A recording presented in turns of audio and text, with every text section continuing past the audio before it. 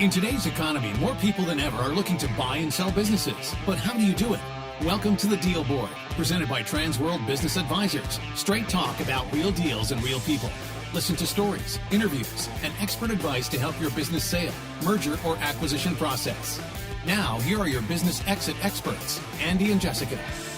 Welcome back, everybody. And we've got a special episode of the Deal Board this week, and we're talking about small business solutions. So we talk a lot about buying and selling businesses, but we thought we'd bring on some business experts that can help you in your small business with some very relevant issues that most business owners face today.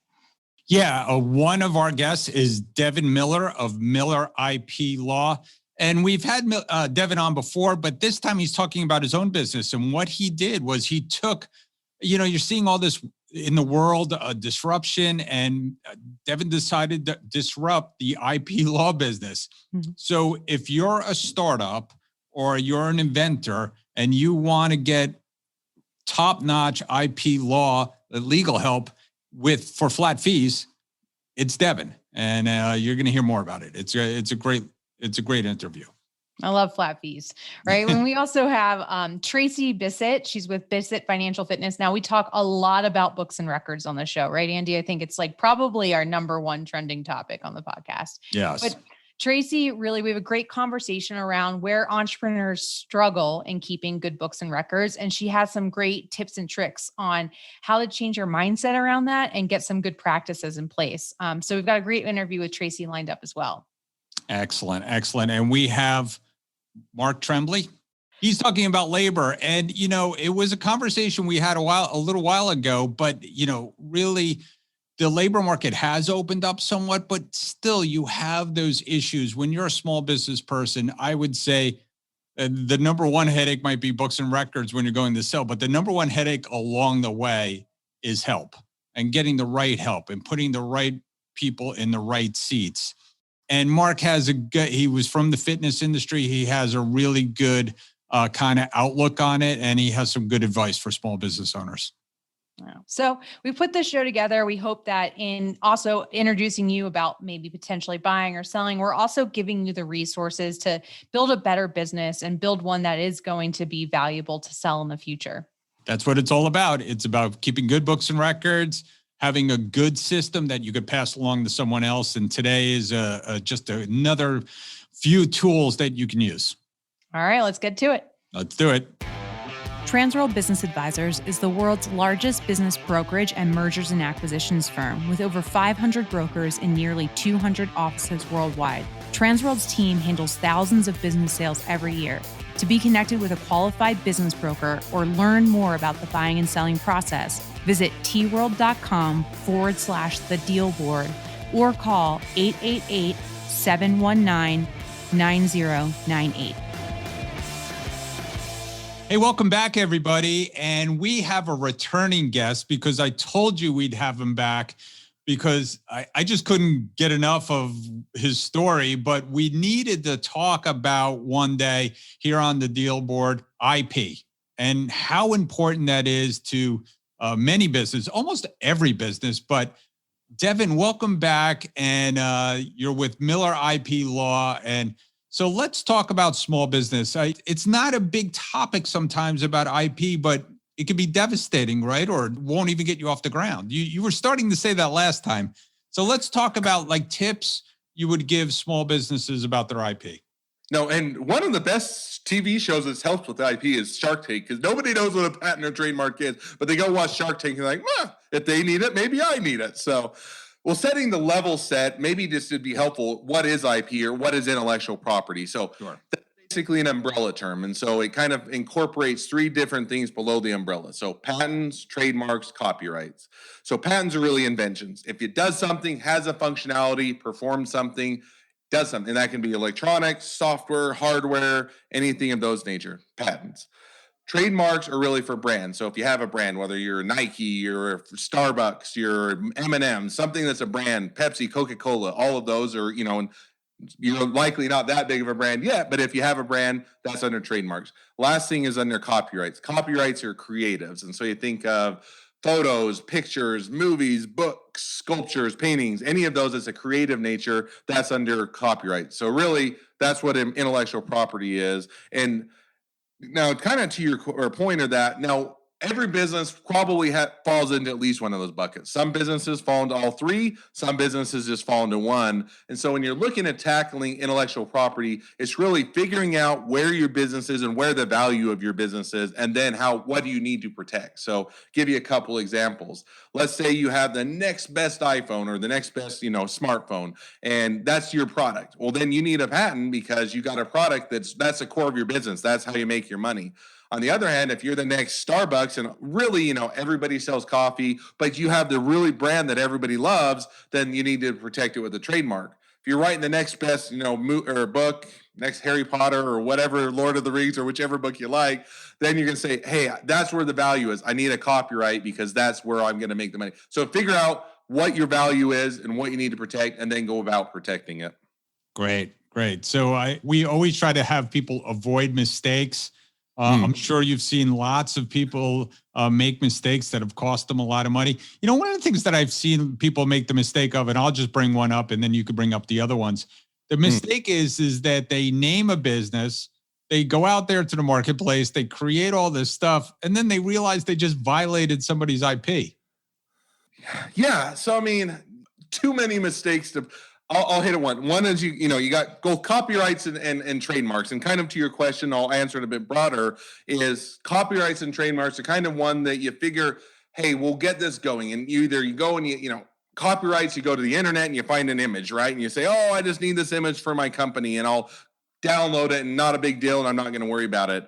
And then all of a sudden, you get that cease and desist. Hey, this is a copyrighted image. And you're saying, great, now what do I do?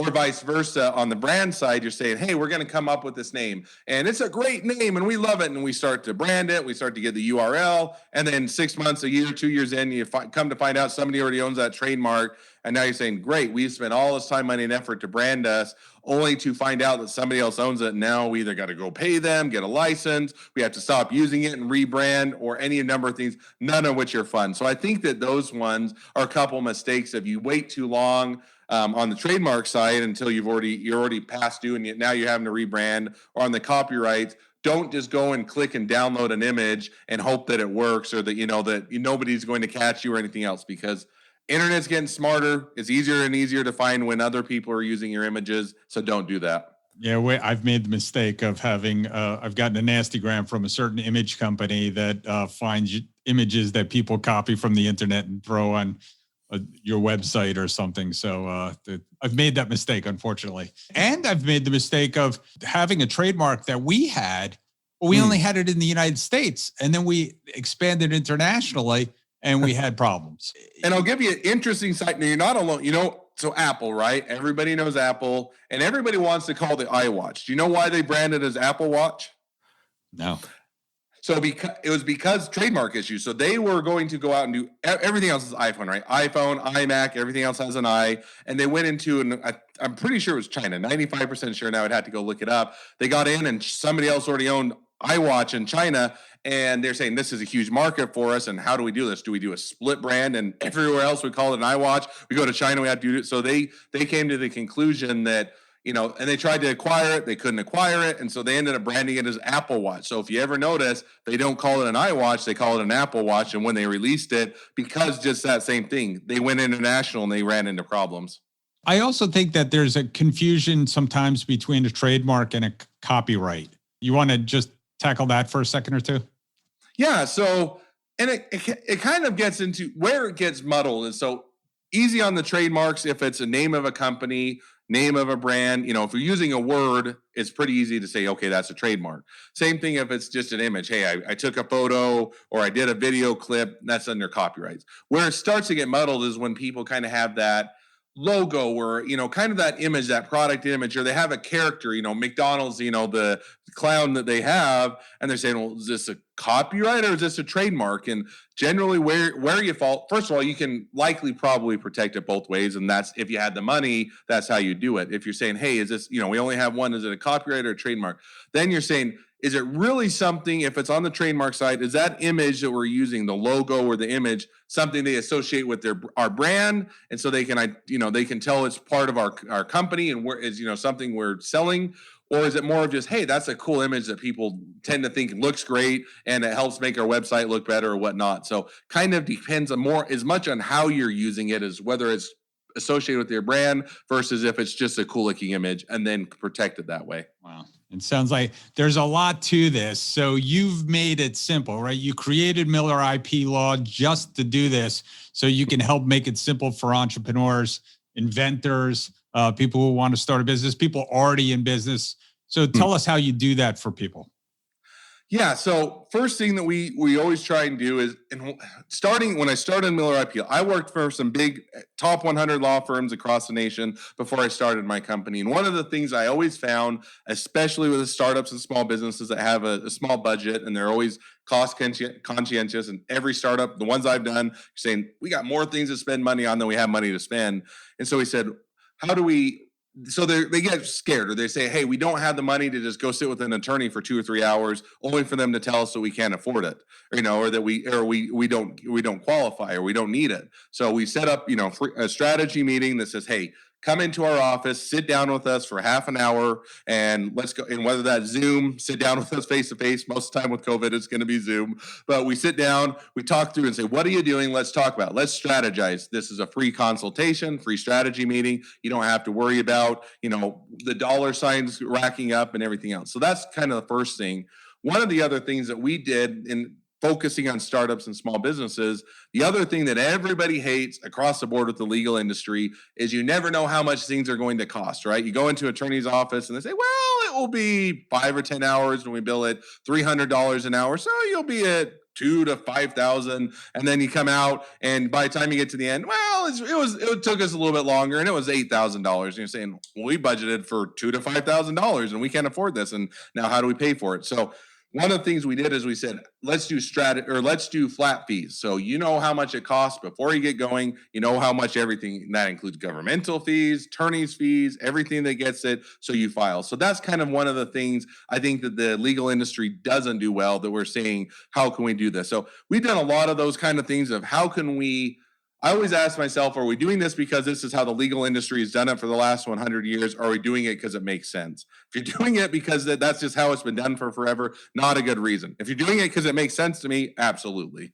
That's great. That's great. So if people wanted to get in touch with Devin and have a strategy meeting, what's the best way to do that?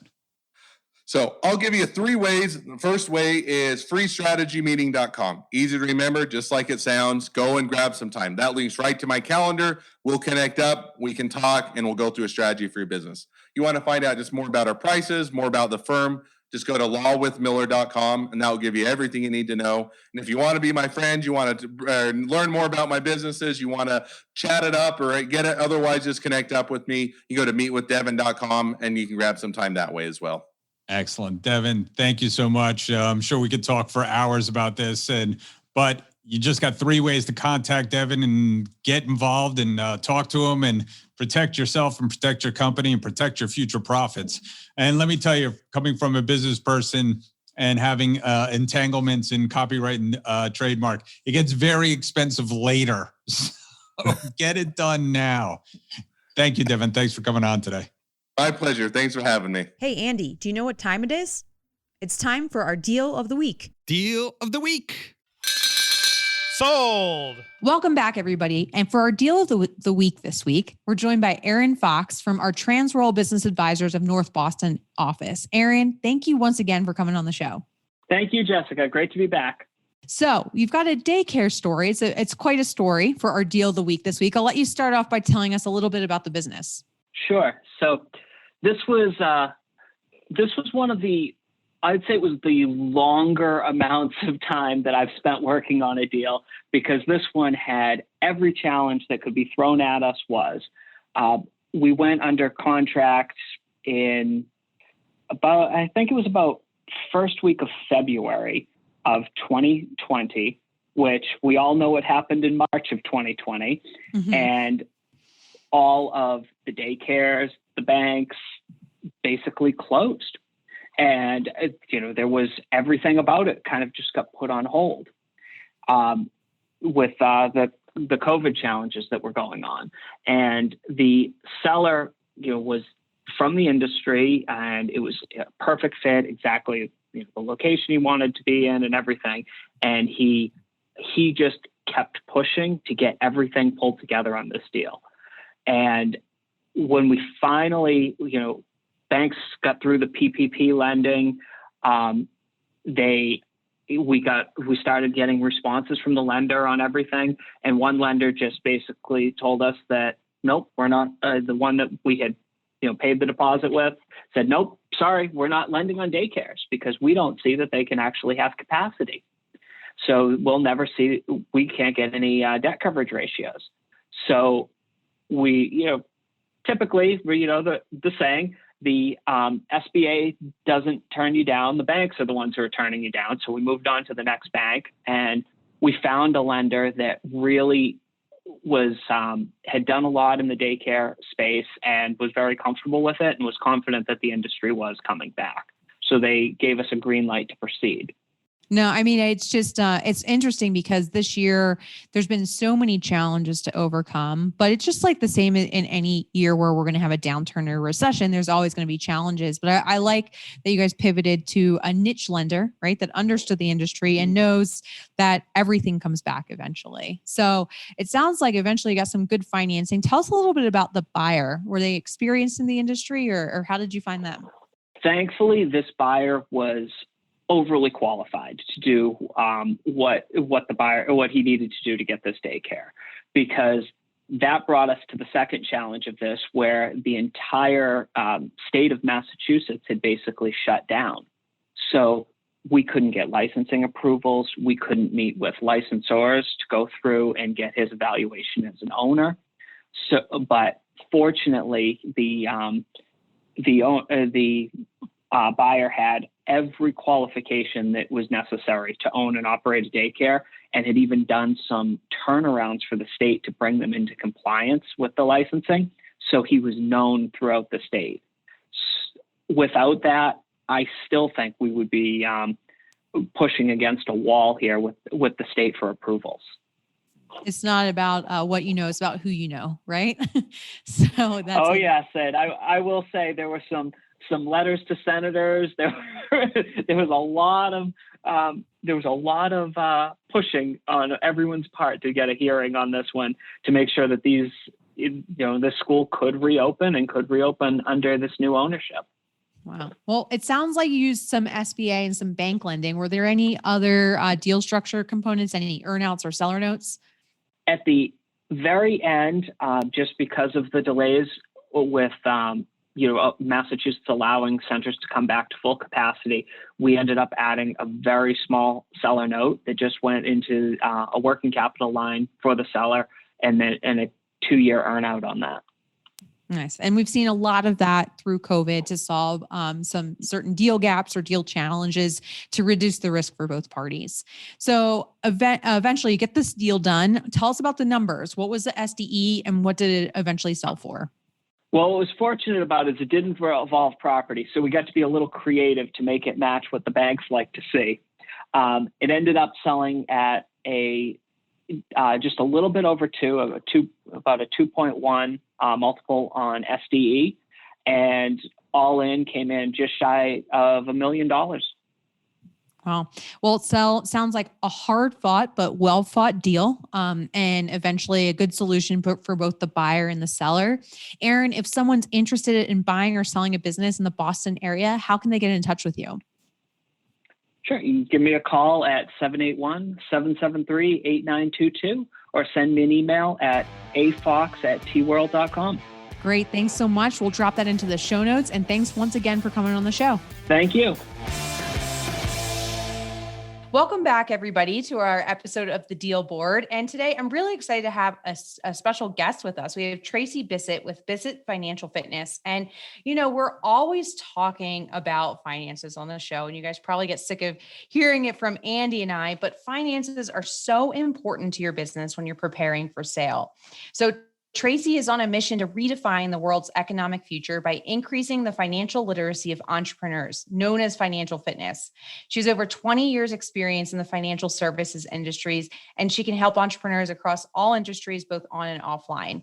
She's the president and chief financial fitness trainer at Bissett Financial Fitness, Inc.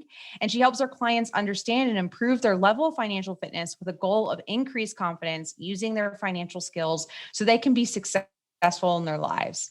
In addition, Tracey is also a professor at Centennial College's School of Business and regularly leads speaking engagements to increase their financial fitness awareness.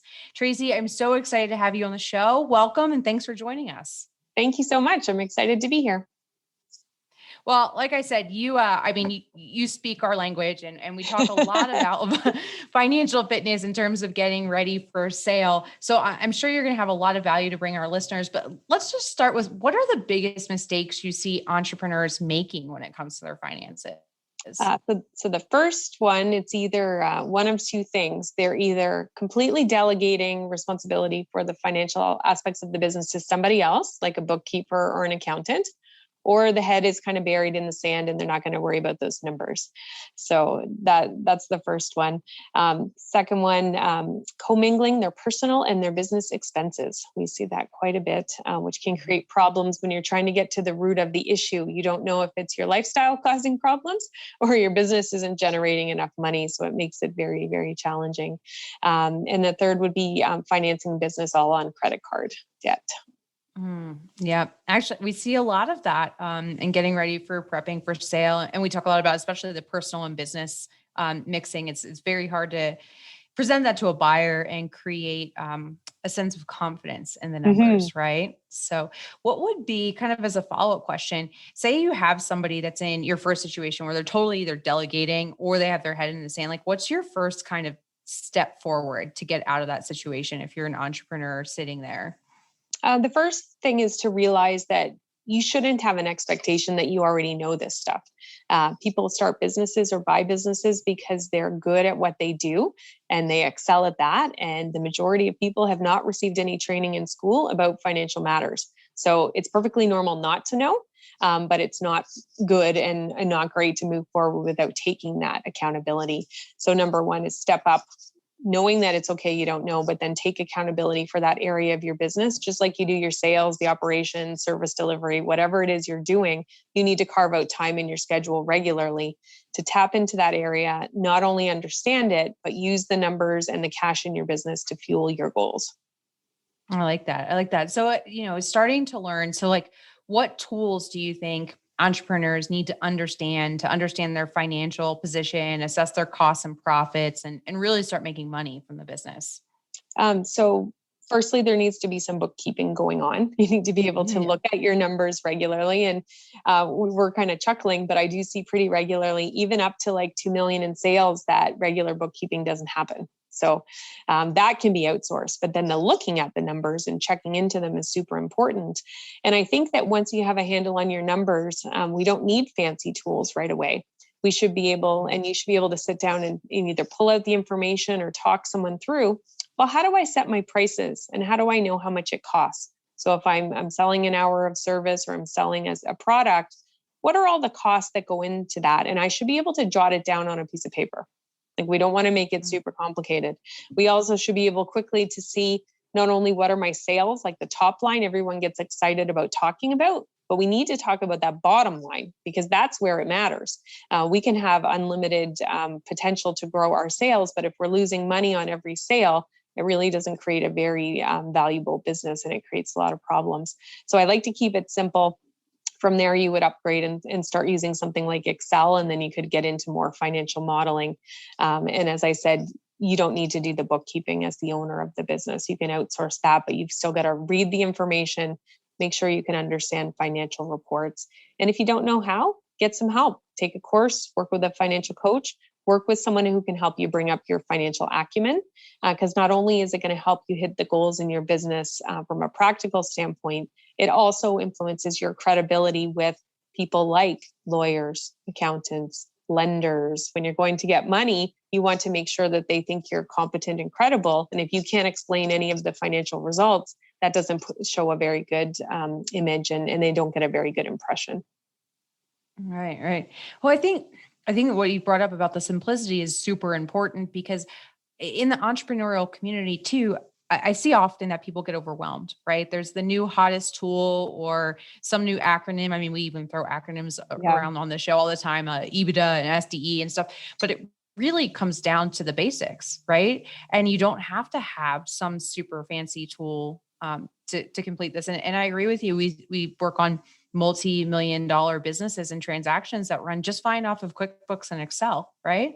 So it becomes overwhelming as a business owner. And I've been there too, where there's the new fanciest tool, the new hottest trend, and you feel like you have to learn everything and be implementing all this stuff to be effective. But it really comes down, have some good, simple bookkeeping practices in place, understand your revenue. I love that you brought up the profits too, because that's another thing I see in the entrepreneurial community too, is this chasing that ego number of revenue over profit, right? Yeah, for sure. And the testament is, could you articulate the big numbers in your business if you're having a conversation, so that you have those top of mind? It's not that you need to memorize numbers, but you have to know how much it costs to deliver something so that you can see if you're making any money. And the biggest issue I see with those companies, the sales 100,000 to about 2 million, is that the owners aren't getting consistent paychecks. So then you got to dig into, why is that? Because you didn't go into business not to get paid. Right. Most people don't. Very true. Which actually kind of leads into my next question, because when we're getting ready to sell, buyers are usually financing the deal with a lender, right? That's how most of these transactions are done. And one of the questions I have for you is, because you brought this up too, is when you're analyzing your financial statements, what should an owner discover the lender is really going to care about in that situation? So a couple things, and I always view financial ratios. We want to use them, and we want to understand their limitations. So we can understand year over year changes and the way trending happens. We can also compare it to benchmarks. So you want to think about it from the perspective of who's looking at it. If someone's giving you money as an overdraft or line of credit, they care about your short-term ability to generate cash and pay them back. So that's all about liquidity. And do we have a good cash flow cycle happening? If someone's going to give you a loan that you repay over multiple years, they're looking at, okay, what is the profitability? Do they have the ability historically to show that they can make these principal and interest payments to pay me back? Or has something happened in the business and I believe their plan that they're going to generate enough money? They're also looking at how the business is funded. Is it all funded with debt, or is there some equity in there as well? And they want to make sure that there's a balance, so that it's not this tipping point where if one more dollar of debt, all of a sudden none of the payments can get made. They're analyzing that too. So short-term loans really around liquidity, and then the long-term, it's about, can you pay back the money for debt serviceability, and then that leverage or that debt to equity lens they're looking at it with. And if you're a business owner listening and you don't know what I'm talking about, that's okay, but you do need to know and you need to learn. Yeah. And it'll come up in deals too, that debt to equity and repayment for the long-term loans is super important to a buyer. If you're looking to either buy a business, or if you're sitting in a situation where you're getting ready to sell, it's important for you to understand too, because that's part of the deal that's going to come up. And we've talked a lot about it on the show. If your business is attractive to a lender, it also is more attractive to more buyers. There's not a whole lot of people walking around with $1 million of cash in their pocket they're willing to just hand over for a business. Most people need lending or want to leverage lending in order to get more for their money in a transaction. So I agree with you. And it's more ratios, more acronyms, but it's a process of learning, right? Yeah. And it's about getting into your financial statements, knowing how to read them. And as an owner, I don't think you need to do it all the time, but you should at least be able to calculate those ratios so that you see where the inputs come from. Because what is super important, I wanted to add, is if you get into a deal and the lenders funded you, they may put financial covenants on your deal. So you have to know up front, am I going to be able to live within these or am I going to breach them? Because if you breach your covenants, they can take the money back. So you want to make sure that you understand, number one, what they're measuring you against, that you think you can do it. And if you think there's a problem, that you speak up before you take that money. Yeah. That's a really good point. We don't talk about that a lot, but there is almost in every loan, there's financial covenants, right? And usually, yeah, debt service or the leverage one. Right. And it's important to read too. I think those pages sometimes get skimmed over in closings very quickly, but it's very important to know what your loan covenants are. So we've talked a little bit about how entrepreneurs can improve their financial fitness. Let's talk about what they do right. What do you see entrepreneurs do right for their money and maybe not even realize it or give themselves credit for? So I'd like to think that people come and work with me to increase their financial acumen proactively and because they want to better their skills. But usually when I'm working with people, they've hit a patch in their business that's not going so well. Maybe they're having trouble making payroll. Things aren't just looking, they're not looking rosy. So they'll come to me and they'll say, I don't know anything about money. I don't know anything about my numbers. I don't like that part. I'm scared of it, whatever. And I'll ask them, well, how long have you been in business? And if the answer is more than 3 or 4 months, I'll tell them, you know what? You know how to manage cash flow. You might not do it in a nice, efficient way. You might not talk about it the way that I talk about or do it the way that I would do it. But if you've managed to run your business for more than a couple months, you do know how to manage cash flow because cash is the lifeblood of any business. And if you're continuing your operations, then you know how to do that. So I like to start from the positive so people can build on whatever foundation they have and then move forward to increase the knowledge. That's very true. I mean, I've said a lot too, is that you learn a lot about it in your business when you're in those cash flow management situations and you learn a lot about yourself. And sometimes it's the most creative places, right? In those first few months or what we just went through with or still going through with the pandemic, right? When you're in a crunch in the economy and in a cash crunch, entrepreneurs get really creative on cash flow management. And it, like you said, it's a huge skill that most people don't have, right? Yeah. But I feel like it's a creative period. You learn a lot. And sometimes maybe we don't tap back into that creativity enough once the business grows, right? Well, for some people, it just feels like a squeeze and they're not, their creativity gets stunted.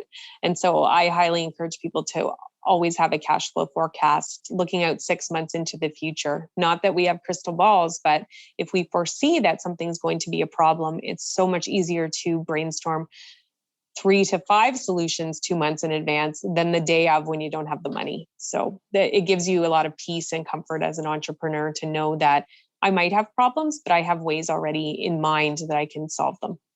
Right. So what do you think entrepreneurs need to be accountable for when it comes to their finances? That it stops with them. They need to be accountable for the results. As I said, it's okay to outsource the bookkeeping and the completion of the results, but they've got to be on that monthly. Check out the trending, see if they're happy with where things are going, and then use the cash, use those financial results and that information to drive the business forward. It's part of the strategy. That's how you're going to accomplish where you want to get to. And so without the numbers, you can't really do that. There's so much power in the numbers, right? Mm-hmm. Yeah. And often people will tell me, oh my gosh, it's so bad. I can't even look. And then when they look at the numbers and they actually quantify the issue, it's so much smaller than they've imagined in their mind. So sometimes an entrepreneur will do themselves disservice by not looking and then making the worst out of what their minds can imagine. And that creates so much extra stress and anguish on them, on their relationships, on their health, and on the business. Yeah, it's that uncertainty really that is creating the anxiety, and maybe not necessarily the numbers itself, right? That's right. And there's so much power in numbers too when you're getting ready to sell a business, is because your valuation is very driven by the numbers, and doing some of the analysis like Tracey talked about, or having a good relationship with your bookkeeper gives you clarity. I liked how you talked about like just knowing what are those major numbers, or what's your revenue, what's your cost of goods sold, what goes into that. That really gives you clarity on how can you ultimately increase the valuation of the business, because we're looking at the net profit as a metric of valuation. So Absolutely. Then the biggest or the most frequently asked question I get by entrepreneurs of any size is, what is EBITDA? Because they hear it and they'll hear it on podcasts, or they hear it in movies or shows. And so everybody wants to know what it is, even though it doesn't, it is a useful metric, but it doesn't always have bearing in everyone's financial situation, because not everybody's going to sell their business at some multiple of that. Yeah, it is funny. It's become like a hot term, and it really, I haven't seen it related to anything outside of selling your business or using it as a multiple for the earnings metric. But we talk about it a lot. But it is, and I see some entrepreneurs run their business as EBITDA as a KPI, and I even sitting as a business broker, that's not something I'd really recommend, because I think using your profit metric is probably better. Yes, when you go to sell, we're going to use EBITDA for evaluation, but using that as a key performance indicator of how your business is doing, I don't think is a true reflection of the business. Yeah, and it's meant to level up companies who are doing things in different ways, but it can be used as like a proxy for cash flow. So if they're tracking it from that perspective, it might make sense. But most of the people asking me, they've never heard, they don't know what it means, and they think they're supposed to, and they think it's going to make or break their knowledge of their business and the financials. But it's not that big of a key to the success. I know. So Tracey, so say we have some listeners here and they've listened and they're like, you know what? When we first started talking and we were talking about having your head in the sand, they're saying, you know what, that's me. I hate to admit it, but I'll admit it to myself. That's me. What would be your piece of advice? What's the first step? Like, what's your biggest piece of advice for people that have been in that situation where they're maybe not super clear on their numbers? They've been afraid in the past. What's that first step you would tell them to take? Dedicate time in your calendar to spending time with your numbers. And maybe the first time you're doing that, you're looking in your bank accounts. Maybe the next time you're looking at your financial results, if you have them. If you don't have any, you're going to get on that. And not necessarily that you're going to learn bookkeeping, but you're going to find a bookkeeper who can do that for you. If you want someone to walk you through those kinds of things, you can reach out maybe to a fellow business owner who you know is more capable, or somebody like me who's a financial coach, where you can get a crash course on your financial statements. How do you do cash flow forecasting? How do you understand your pricing and your costing? All of that stuff. But don't try to do everything at once. Just take one action, one step. I think we're all on this journey, especially business owners, to be financially fit in our business.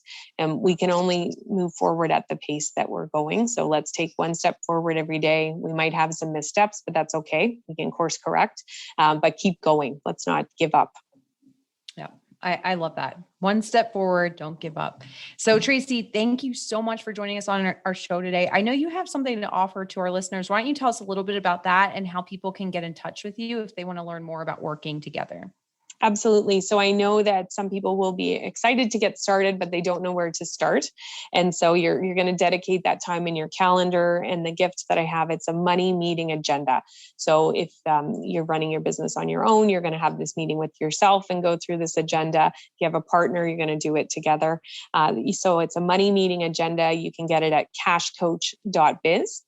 So cashcoach.biz, you can download it now and you'll be able to get started right away. From there, you'll be linked over to my website. And if anyone has comments or questions, love to hear from you on LinkedIn. So Tracey has an E and Bissett has 2 S's, 2 T's. And we'll drop all that into the show notes as well. So if you're listening on iTunes or whatever, just click on the show notes and you can go directly to those links. Tracey, I really appreciate your time and expertise that you shared with our listeners today. Thank you so much for joining us on the Deal Board. Thank you. It's been my pleasure. Hey, Jessica, you know what time it is? Money time? Almost. It's time for Listing of the Week. Hey, welcome back, everybody. And it is Deal of the Week, and we have Justin Lefebure from Transworld Business Advisors of Central Florida. Justin has a great contractor, roofing contractor, and the trades are doing extremely well here, and it's a great deal. Been in business for a long time. Justin, tell us about it. This is a great deal, Andy. This is probably one of the best ones I've seen in a while. It's a roofing repair business. It's been in business here for about 30 years, great reputation on the Treasure Coast. This business doesn't do any re-roofs, no new roofs, no new construction. 90% of his business has been directly with residential homeowners. So it makes it a great opportunity for someone who's looking for a business that may be isolated from the political environment or any kind of economic downturn. We've got 30 years of proven history, books, excellent clean books and records for him to look at, or any purchaser to look at. Yeah, it sounds like a great deal. I mean, I always love businesses that have been around for decades. It's very hard to hurt a business like that. So give us an idea of what the numbers look like. So the numbers are great, Andy. This business does about 800 to 900 in sales. The SDE is right around 250, and a solid 250 for as far back as you'd like to see. Sure. And how much are they asking for it? They're asking $550,000, and I've also got this one. This one, the seller is willing to do a significant amount of seller financing, but we just got this one pre-approved by 2 different banks through SBA. So we're spot on with this one. It can go either way. Sounds like a great deal. Justin, if someone wanted to get in touch with you, what's the best way to do that? You can reach me directly on my cell phone. That number is 772-925-2675. Or you can reach me on my email at Lefebure, Lefebure @tworld.com. Great. Thanks for coming on today, Justin. Sounds like a great deal for someone to buy. Yes, sir. Thank you, Andy. Have a great day. Hey, welcome back, everybody. And I have a very special guest. We are talking about small business issues and how to overcome them. And one of the big issues these days is labor. And I have a very special guest with me. I have Mark Tremblay from Transworld Business Advisors of Boston, North Boston. And I am up here on one of my many road trips around the country, and it's always good to get advice from many of our people have come from other industries over the years. And Mark, you were with a franchise or a multi-unit fitness company, correct? Correct. I was a multi-unit owner based out of Boston, and I owned 3 stores in Massachusetts and 1 in Florida. Okay, and you were telling me before we started this that one of your big issues was help. And so how did you try to overcome that? So we learned along the way that rather than utilizing 1 full-time and 1 part-time trainer, which left us with a lot of exposure, we tended to shift more towards all part-time employees and maybe moving the demographic up a little bit in age, so that we got a little bit more consistency in our ability to train. Yeah, so you were talking about that you were always looking for that type A young trainer, and you would find that, you'd hire people and they'd kind of move on, right? Correct. The type A young trainer, once they get established, want to do more and do more on their own, and they want to be the face of the business, and it's really hard to become the face of the business when it's somebody else's business. Right. So one of the pivots was, hey, let's get some more part-time people. That certainly gives you flexibility of filling shifts, right? Correct. And it allowed us to cover more hours on a consistent basis and not have to worry if somebody was getting burnt out. Fitness is difficult. It starts early in the morning, it breaks in the middle of the day, and then it goes, later at night. So for most full-time trainers, that really does cause burnout. When you start to break it into part-time hours, it allows people to be fresh.